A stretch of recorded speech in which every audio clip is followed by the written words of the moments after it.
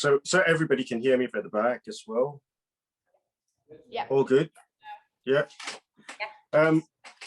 I'm one half of Vin and Omi. I'm Omi, and Vin's not around, obviously.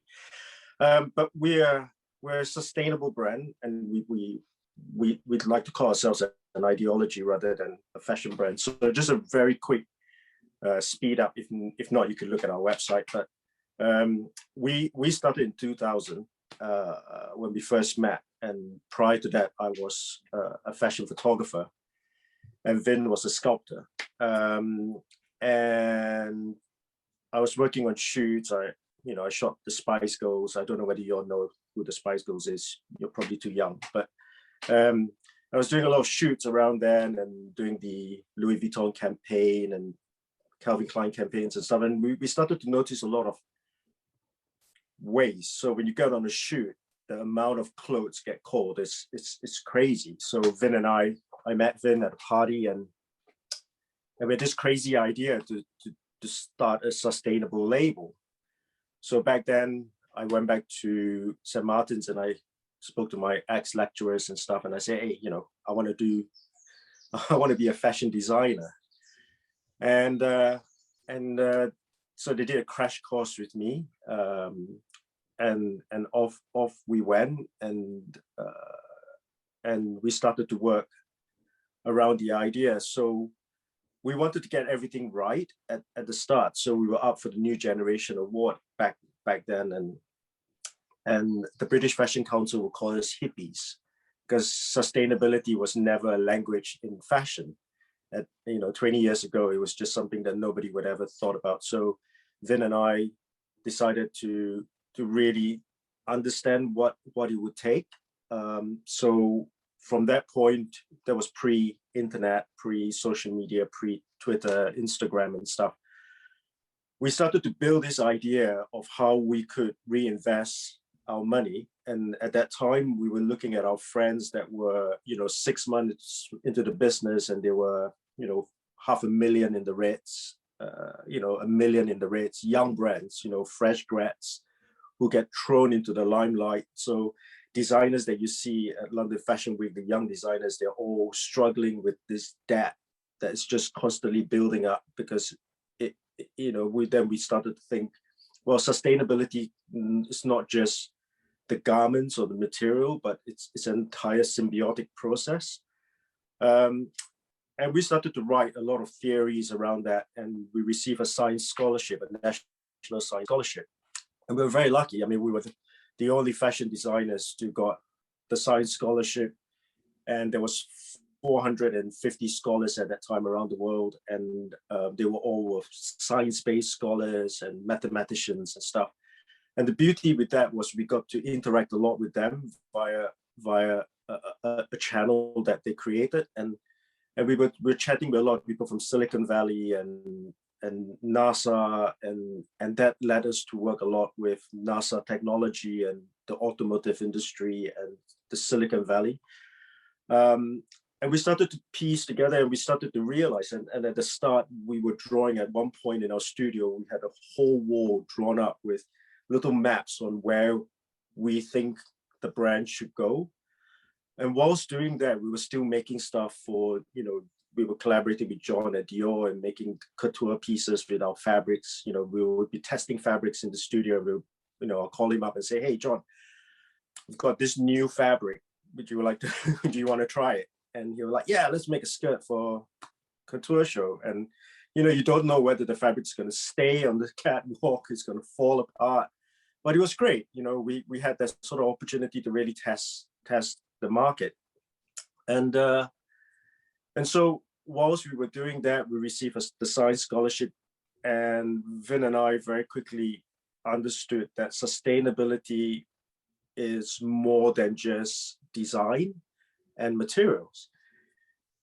And so we wanted to narrow down. So using the scholarship, the first 7 years of our practice, we were really developing a formula, which we still use today. So we use it when we do town planning for cities, like we do town planning for LA, so we sit down with town planners and decide how creativity and sustainability could intersect, or it could be a collaboration with a fashion brand and how it could intersect. So the formula basically runs on a simultaneous equation. I'll explain a little bit more. It sounds really boring, but fashion has changed. Back then, there weren't that many colleges. There weren't that many fashion schools. It was not a subject that you pick up at university. And so it was really difficult to penetrate that. And now, with social media, with sustainability at the forefront, it's become almost like a huge mass, because 3-4 years ago it was almost sustainability was just dropped on the fashion industry, and us as a brand needed to react very quickly. But it took us a long time getting there. So we then realized this simultaneous equation had to run across a sustainability timeline, a viability timeline, and a commerciality timeline, and how our practice would run. So at Vin Omi, we spend 7 months a year in the fields and on the farm, growing our own fabrics and researching how much carbon emission, carbon footprint, human energy, energy consumption, biodiversity, understanding all the processes before we actually make a product. So all of our designers across all 3 studios, we work mainly on sketchbooks. So we never toile and we never make anything twice. So everything is worked out mathematically on paper. So, the idea of setting in a sleeve on a jacket would maybe I need to switch on the iron for another 12 minutes. That's not acceptable at our studio. So we work on paper to think, how can we construct a jacket unconventionally, but still get the end result to look like a jacket? So everything is pre-calculated, and then a month before Fashion Week, we construct all the garments. And it sounds a bit crazy, but it's quite easy once you get everything down on paper and you have it all planned, and it's 20 years of practice. So it's almost second nature to us, how we work. And it's weird. I mean, our team comprises of out of the whole team across 3 studios globally, we have 4 designers, and the rest are all mathematicians or science-based students, because they think very differently creatively.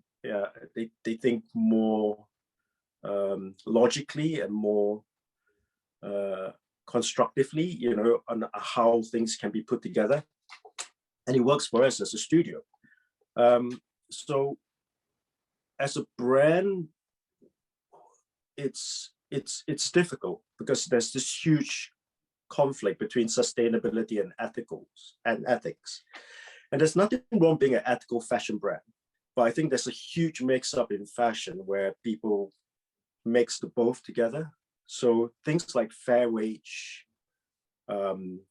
organic cotton, organic silk, those are all ethical processes, and there's nothing wrong with that.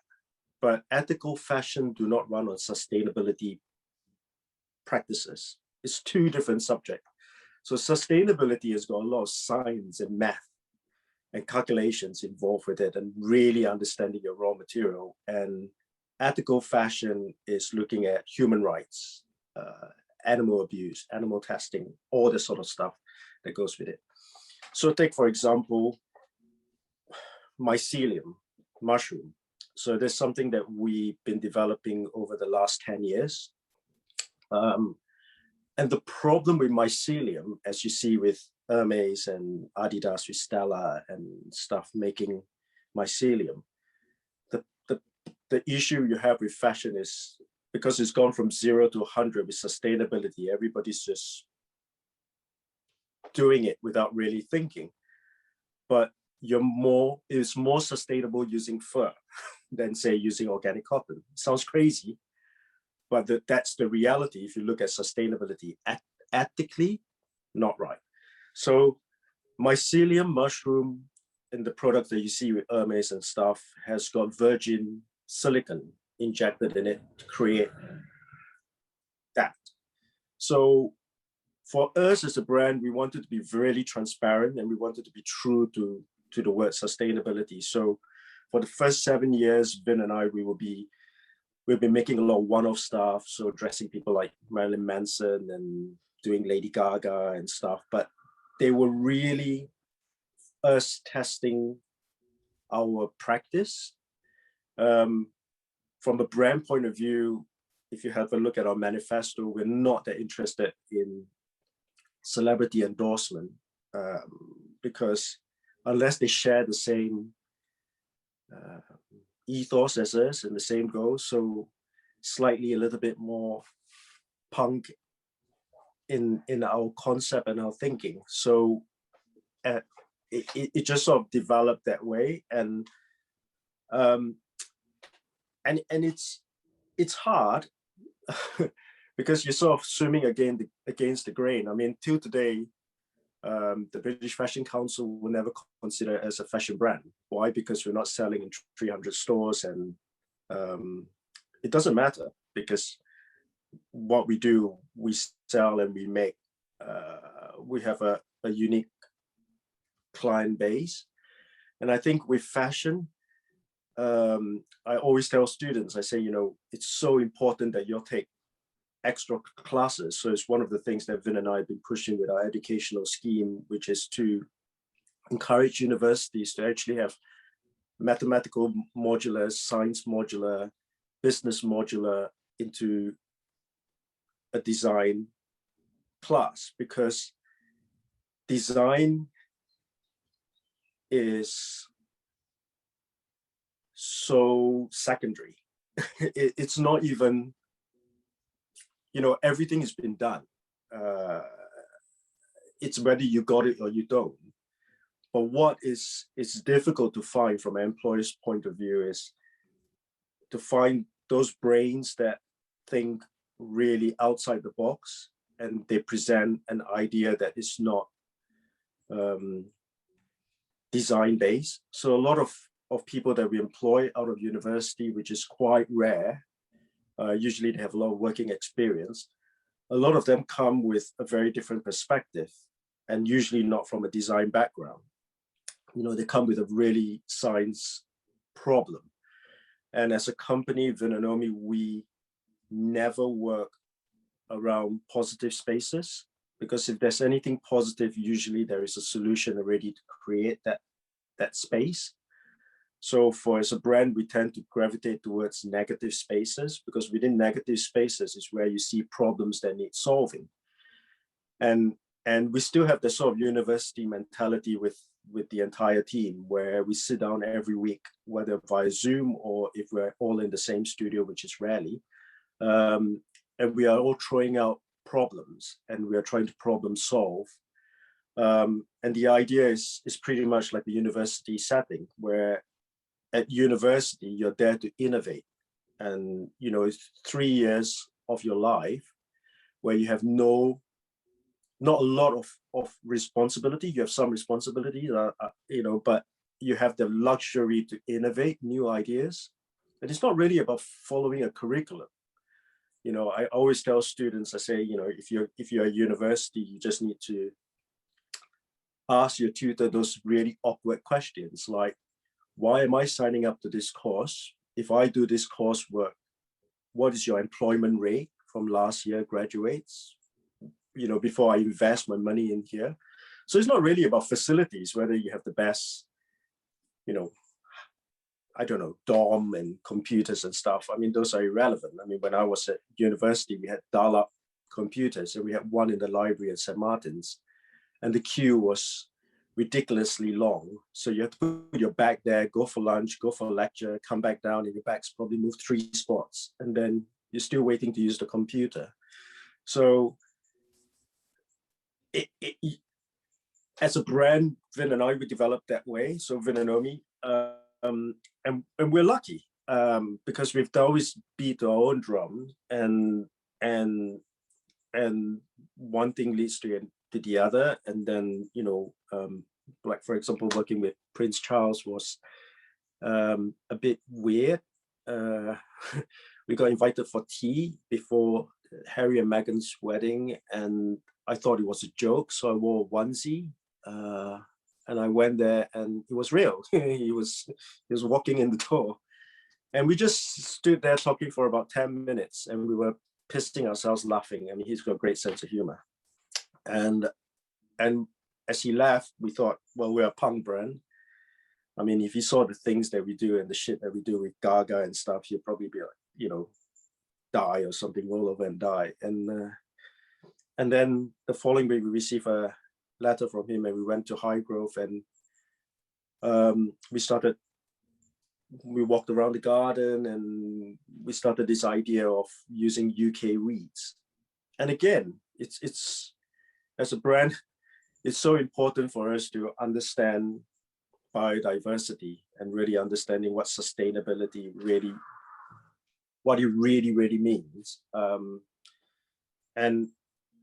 it's a lot of practice. And a scary thing was when the pandemic hit last year. And I remember I was giving a talk to the UN a week before lockdown, and we were giving this talk, and everybody was talking about this lockdown and businesses shutting and stuff. And I remember on the train back, I was having a meeting with the team, and they said, "Oh, do you know this is going to happen? We got a directive that everything has to shut."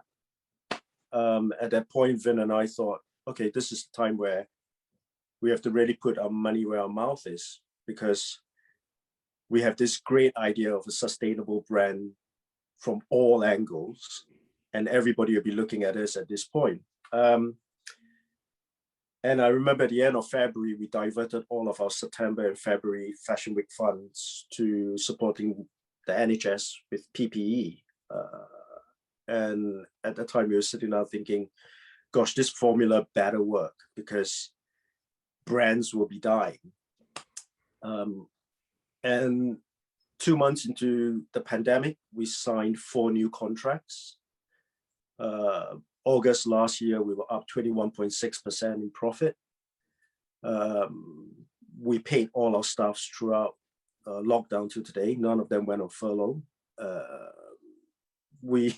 Everything functioned, and it was a relief that when you sit down, you really plan something, it really works, but it takes a long time. And I think I cannot stress this enough, but you can't turn a sustainable brand overnight. And I think criticizing the high street as well is a really bad thing. It'd be shocking for a lot of people to hear me say that, but I think it's the manner of how you shop and how the high street restructure itself, because the high street is 3/4 of the fashion industry's income revenue. It employs so many people. So when we talk about sustainability, we have to look at it from every angle and how you can create this habitat. So Vin and I, the reason why we say a lot of controversy things like, fur, and we don't use fur, by the way, but ethically we don't use fur, but fur being more sustainable and organic cotton and silk is really bad, which they are. If you look at fabric benchmarks, they are worse than polyester fabrics. The reason why we do that is because every time we reach a hurdle for the last 20 years, when we reach a wall, instead of banging on the wall or trying to climb it, we sort of turn around and go backwards. Because between you and I, the fashion industry is a huge thing because we are in it. But if you step outside the fashion industry, there's a massive world out there, massive world, and a lot of business opportunities, a lot of work opportunities, a lot of creative ideas that are happening. Take, for example, Michael Kors. When I say Michael Kors, everybody think, quite naff. My mom carries his bag and stuff. But think about this. everybody, probably 80% of people will know who Michael Kors is, but not 80% of people who know who Christopher Kane is. They'll be like, who? Christopher Kane, who? People in the industry will know him. But when you step outside the industry, it's a big, big world. And I was watching, Pointless on TV. And one of the questions was Anna Wintour. And no one knew who Anna Wintour was. And she was a pointless answer. And that was so interesting because for you and I, we all knew who Anna Wintour is. But to the general public in the world, nobody cares who Anna Wintour is. She's irrelevant. So we as a brand, Vin and I, we always thought, instead of engaging fashion press and the fashion crowd, we wanted to engage mainstream press. We wanted to really work with social impact. Like in Birmingham, we worked with the city council and we got unemployed homeless off the streets by creating a program for them to clean up the parks, and then we turn the waste into fabric and then into clothes. So there are a lot of ways we work as a brand that is more fulfilling. It's exciting. It's fun. I mean, the whole team, we laugh a lot. And we're never that serious, and nobody really works for Vin and me. We sort of work together as a team. And next season, one of our team members might come up and say, hey, I've got this problem. And we'll always sit down and say, right, okay, what's the social problem you're facing? He says, well, there is a problem with how waste is being collected in the Thames, the volunteers being supported, and the government reacting to that. So that's where Vin and I then come in, and we always sit down and we think, right, how can we create a social impact program, an environmental impact program around that? And then we start engaging companies like, the Savoy, Ocean Outdoors, who own Piccadilly Lights, and people like them. They're all our business partners, and we sit down with them and we say, right, what can we do? And quite a while back, whilst we're doing that, we decided we're going to start a foundation. Oh, by the way, sorry if I tangent a lot. I've got Asperger's. I'm slightly autistic, so I tend to go off track a bit. So we started a foundation anyway. I digress. But we started a foundation. So the foundation, the Vin Omi Foundation, funds companies. We fund individuals, businesses that would create a shift change in any discipline. It could be a mathematician that we are currently funding, who's working out some mathematical formula for energy saving. And the idea for us is to give back, because we understand how difficult it was for us for the last 20 years to get where we get. I mean, Vogue only started documenting us 10 years ago. Before that, we were a non-brand. They were not interested in sustainability. It's not even a topic. And so we understand that process and how difficult it is. I would say sustainability now is like when mobile phones were that big, huge water bottle. It's not sleek. It's sort of the early stage of technology where everybody's trying to figure out where they fit in. So from a student point of view, I think it's so important for you guys to actually take time to start thinking about your practice, whether it's styling or whether it's design or whether it's fabric innovation. Sit down and really plan it and don't rush. Because the reality is there's so many of you rushing. And take, for example, University of the Arts alone, there are 6,000 graduates a year in all creative aspects. So if you take that and times out all the universities in England, and then times out all the universities in the world, employers are overwhelmed with creativity. it's not the same like 20 years ago. 20 years ago, there were probably 5 universities around the world that you look at, and that's it, where you pick students. Now it's like for an employer, it's like going to a candy shop.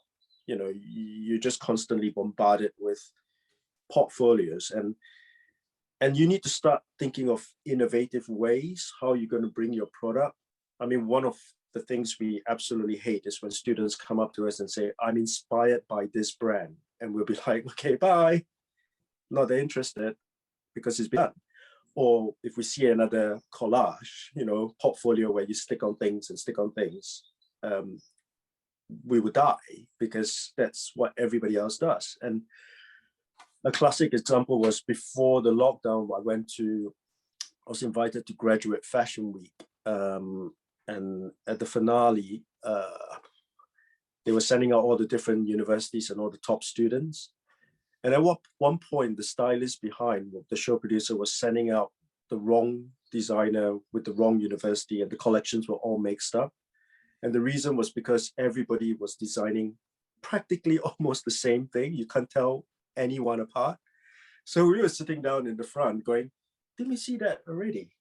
And then he went back, and then he came out again with a different university, and then he went back, and then he came out again with a different university.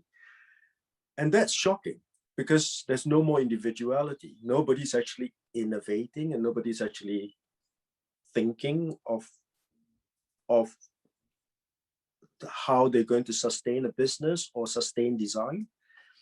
And it was sad. It's sad. It's sad that it's now become a process where there's so many creatives coming out, but nobody's really creating anything tangible. And that's why when you're in university, it's really, really, you really have to put the effort in. And one of our girls that worked with us, she worked with us when she was in foundation, and she wrote to us and she says, I'll do anything. I'll sweep the floor, I'll do anything. And we thought, right, okay, you can come and work with us on the Ab Fat movie. So at the time we were doing Bubble, we did all the costumes for Bubble. And she would come in, work with us till 2:00 in the morning, sleep in the bath, got up at 7, went to university, dropped a portfolio, rushed straight back to university. And this is a 17-year-old girl. And Vin and I told her, say, right, don't go to university, we'll employ you. And she really wanted the experience. So she went off to Glasgow School of Art. But every weekend on Friday night, she would jump on the night bus and drive and come down to London to work with us for Saturday, Sunday, and then jump on the bus and go back. And she did that for 4 years, all the time. And when she graduated, she's now working with us. And I cannot imagine a day that I will call up the studio and she's not there. And I asked her, I said, why are you doing this? And she says, because opportunities don't knock on the door when there is so many of me out there. And that's what we're looking for. She's not brilliant in design, but she's so eager to learn. And today I could give her a project and say, I'm not even bothering, you go do it, and she'll complete it from head to toe, just get it entirely done. So the entire ethos around Vin Omi is just kind of not your standard fashion brand that the way we work, and the people that are in our studios. I think it was quite scary for me and Vin to think at the start that it would be such a brand, and that's why we call ourselves an ideology and never a fashion brand, because you can't just be one thing. As a creative person, you should be able to go in the bank and say, I'm going to apply my creative sustainable formula around math. And the reason why I can do that is because I'm paid to think, I'm not paid to do. I can employ an accountant, a mathematician to do my work, but the mathematician may not necessarily have that creative lateral thinking that I do. So you need to ask yourself, do I want to be a worker, a doer, or a thinker? And thinkers are hard to come by. Not all the time we are right, Vin and I, hence our ideology, because an ideology you can argue with. There are a lot of flaws within ideology, but as an ideology, you get to evolve and develop because there's always scope around that.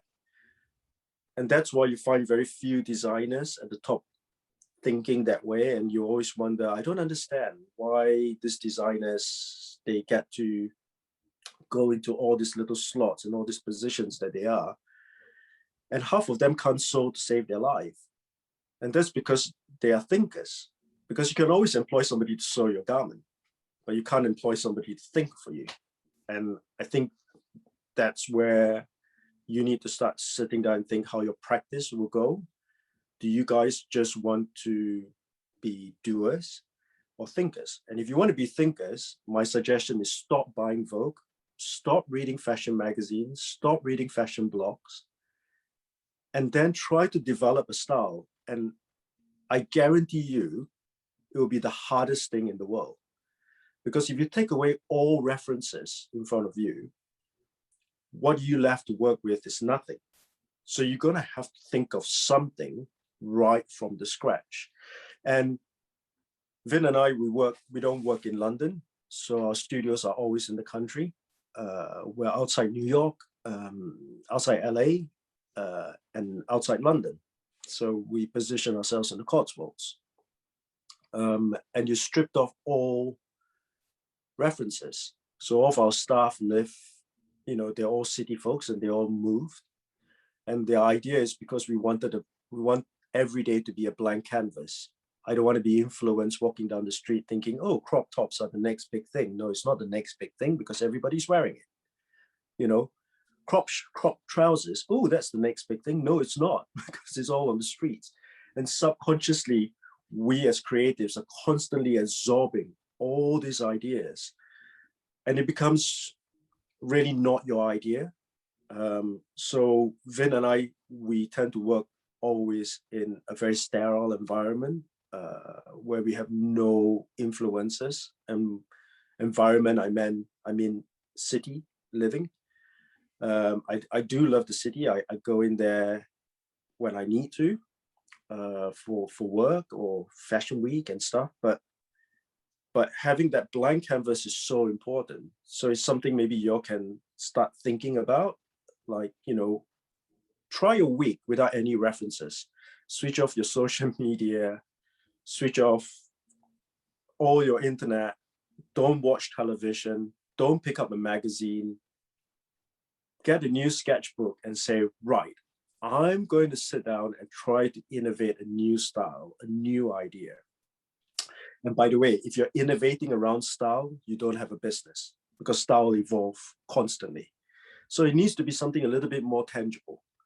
So try that practice. I mean, you don't have to, but try for a week and then email Lucy, and Lucy can email Helen or whatever, and let me know how you go, because it'd be interesting to see how many of you actually can survive a week and think and fill up a sketchbook with fresh new ideas that is not out there. It's the hardest thing. So it's going to take time. It took us 7 years at the start, from 2000 to 2007. Vin and I were doing everything. It was not easy, although we had a science scholarship. And it was a great scholarship that allowed us to do a lot of stuff. We were running 3 different jobs. I remember sitting in my studio, and in the afternoon, we'll have Vogue come in and talk to us, and Sarah Moa and people like them will be, and you're all designer. And the minute they leave, I will run to the local community center because I was posing as a live model for 50 quid. So, and nobody knew. And then I'll run back to the studio. In the evening, I'll catch the bus to Greenwich and I'll be chucking out beer bottles in the pub. And that's us with a label. We were 4 years into a label, and it was hard work.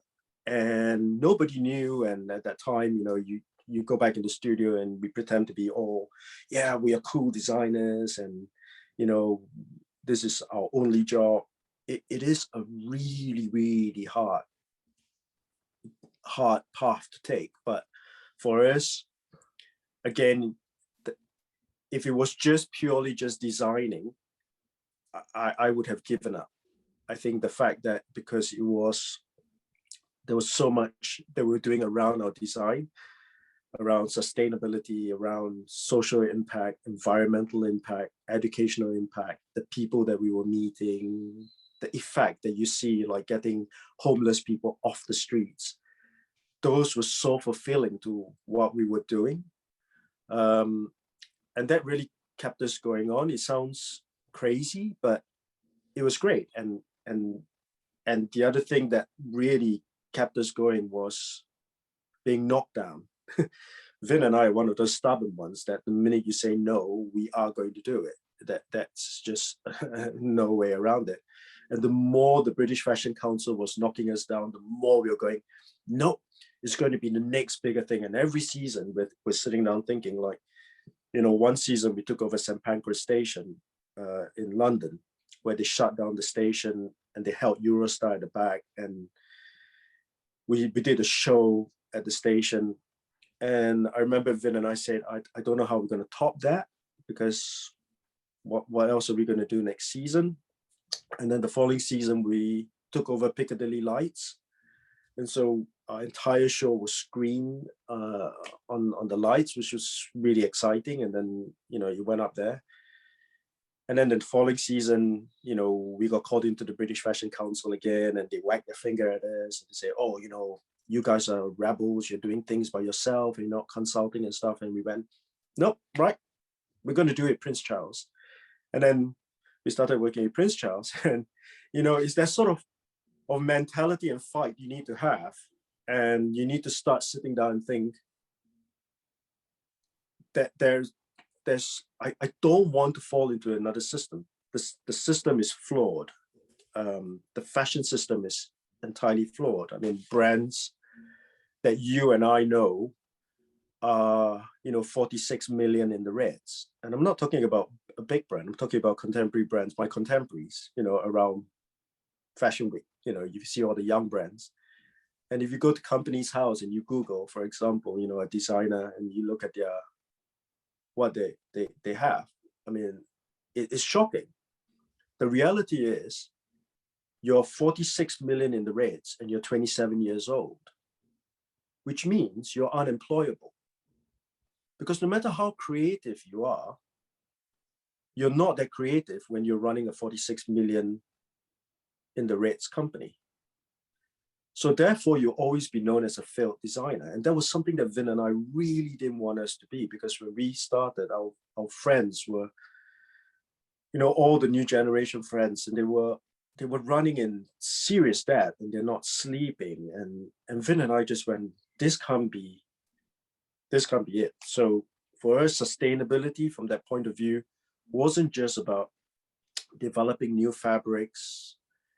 It was really the entire process that we wanted to really be able to sustain, you know, sustain a business. I want to retire when I'm 50. You know, I want to start traveling. I want to see the world. Vin and I haven't had a holiday in 17 years. Our holidays are usually business trips, and then we pretend that that's a holiday, or an environmental trip. We pretend that's a holiday. We haven't really like sat at the beach and went, ooh, 2 weeks. But that's all right. You know, when I'm 50, I'm going to party that like there's no tomorrow. But all the sort of things you need to start thinking about, you know, your goals. And Vin and I, we had this idea of what we're going to leave behind, and the excitement came when we started being curated by museums. And it's great, you know, now we're in the V&A and we're in the Met in New York, and every season, you know, the collection goes into different museums because of the techniques or the the provenance of the garment and how it all came about. And those sort of legacies are what interest Vin and I, because it really would sustain an idea. The idea is there forever. It's exciting to know that 200 years from now, if the V&A is still there, some student can go in there and reference our work and relook at the provenance of what we do. And that's also part of sustainability. You know, how are we going to sustain a legacy? I don't want to be remembered for, that was a great silhouette, or, oh, Julia Roberts wore their dress. That's a great, it wasn't enough for me and Vin. We really wanted the legacy to be based around provenance of what we did rather than who was wearing it. And I think that's something important. I ramble too much. Anybody got any questions?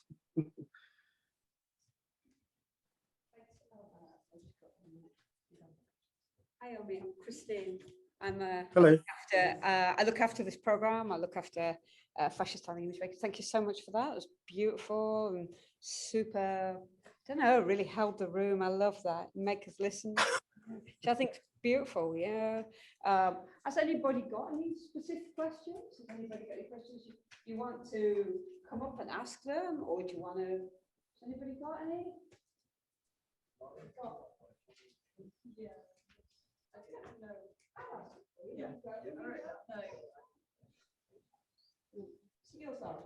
Yeah. Okay. Lauren said, why do you think we shouldn't criticize the high street? Because the high street, if you look, it's a massive income builder, and it brings in a lot of revenue to the economy.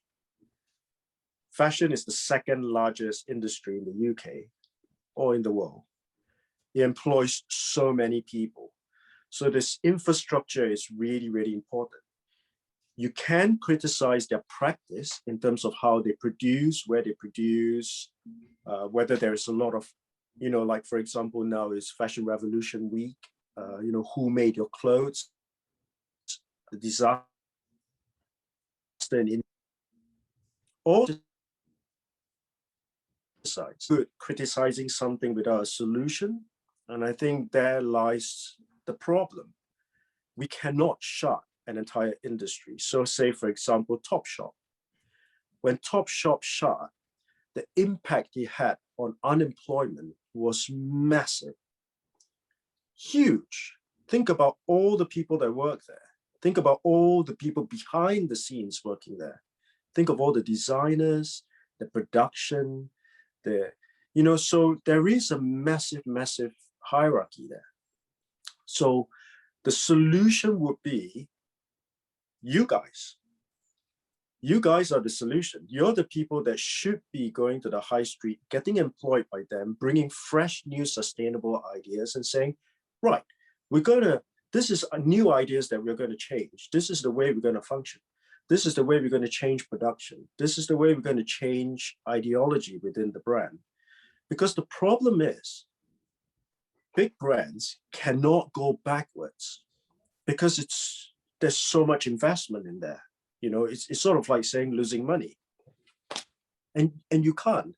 And so fashion then works on ethical issues, and they call it sustainable, you know. I mean, think about it. If you go into a store and somebody says, I'm buying, all right, I'm going to just buy organic cotton or organic silk.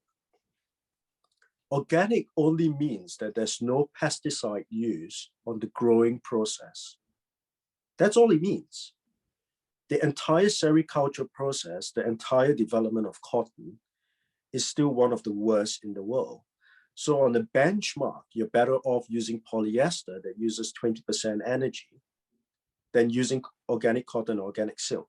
There's no way you can go into a store and buy, and when you know you go into a store, you see a rail of organic silks, right? Dresses, and you think, that's great, organic silk dress, they're organic.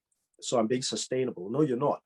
In order to get that dress similar and that fabric consistency, chemicals and everything has to be used. Think about it. Because raw silk has a lot of blemishes, has a lot of flaws. So if you're really selling something really organic, you're not buying a pristine dress. You're buying things with discoloring, you know. So for example, silk, the fashion industry use what you call economy silk, organic economy silk. So the way the industry does is to strip the color of raw silk, which is a dull, creamy color, sort of almost beige. They use TCP, which is a nerve acting agent. So that's used to strip color. And that's stripped en masse and it goes into our waterways. But nobody will criticize that because they say, well, it's organic, it's ethical. So on one hand, why don't you criticize the high end? The high-end fashion is just as guilty as high street. The difference is the high street really is the money builder that keeps the economy going. So imagine if all high street stores are gone. So today, when you walk down, go down to the mall, to the high street, and then just imagine all that shut. Think about that economy loss on all that. So the solution is not really just to criticize them, but to find solutions around them. I don't agree with a lot of things they do. I've put it out there and I said I would never collaborate with H&M. You know, they've asked if whether we do a collaboration. I went no. I said until there's certain things that you sort out, we wouldn't do any collaboration. But at the same time, I go into H&M and I buy a T-shirt. But the way I buy it, it says 2 for what, £7. I don't need 2. I need 1 for £4. Why? Because when there's a hole, I will sew it up, and I will make sure that I reuse the garment. And when the garment is beyond repair, what can I turn it into? What can I change it? So the mindset of how we shop is important. And that would change eventually the mindset of the retailer. An example would be Coca-Cola. Everybody criticized Coca-Cola for producing more virgin plastic and plastic bottles and stuff. They have no reason to stop because so as long as you're buying it. But if you change your pattern and you say, from now on, I'm only going to buy cans and glass bottles, Coca-Cola will see no reason to continue producing plastic bottles because it's not profitable anymore.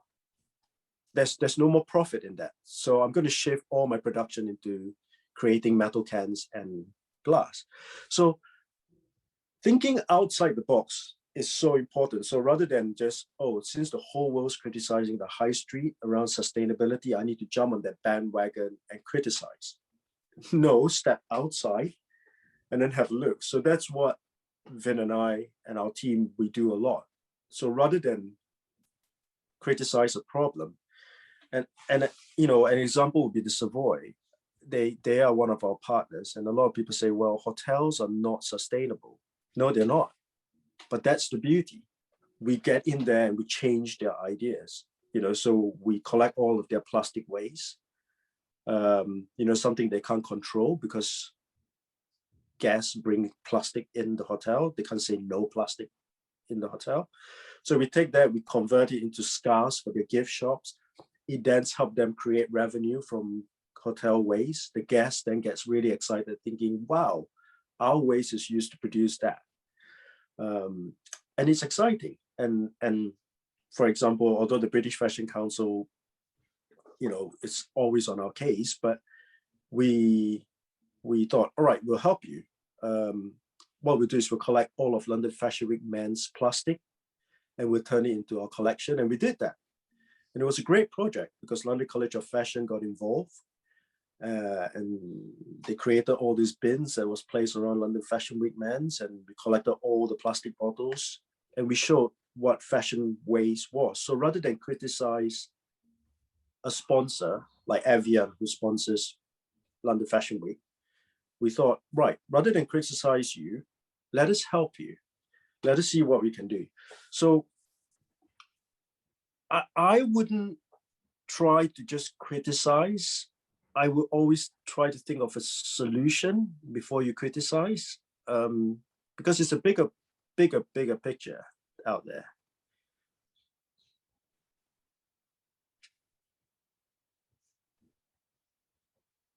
Okay, awesome. Thank you so much. You're very welcome. Seriously, you know, so much for being part of this. And, you know, we're following with, we've got Matthew Needham, we've got, they're going to work with a free project where we found waste around the university. So, and they've bought in waste. Brilliant.